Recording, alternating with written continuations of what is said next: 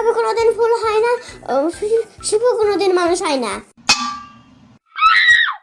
মানে আমি আবার কি করলাম? আমি তোমাকে কতবার বললাম আমি আজকে হোমওয়ার্ক করবো না, আমার মন ভালো না। কেন, কি হয়েছে তোমার মনের?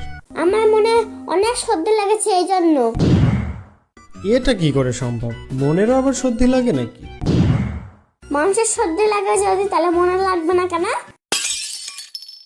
সব সময় নিজের কথা কেন চিন্তা করো? মানুষের কথা, মনের কথা, সবার কথা চিন্তা করতে হবে। বিক্রি মাছ কোথাকার? সবই বুঝলাম, কিন্তু এই বিক্রি মাছ মানে আবার কি? সেল মানে বিক্রি, ফিশ মানে মাছ, সেল ফিশ মানে বিক্রি মাছ।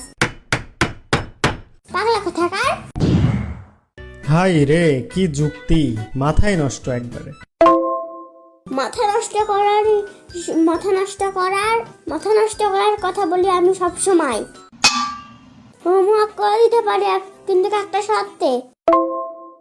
এখানেও শর্ত জুড়ে দিয়েছো? আচ্ছা, কি শর্ত শুনি? আমাকে 10 লাখ টাকা দাও এখন, তাহলে আমি হোমওয়ার্ক করে দেব। কি বলো এসব? পাগল নাকি? আমার পকেটে তো এখন 10 টাকাই নাই, আমি 10 লক্ষ টাকা কোথায় পাবো?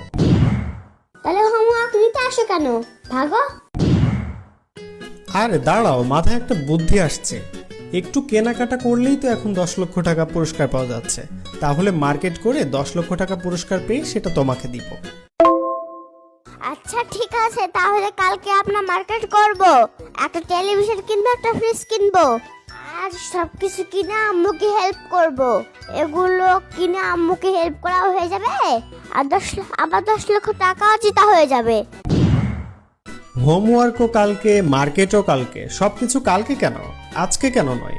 সময় এবং স্রোত কিন্তু কারোর জন্য বসে থাকে না। পাগলা।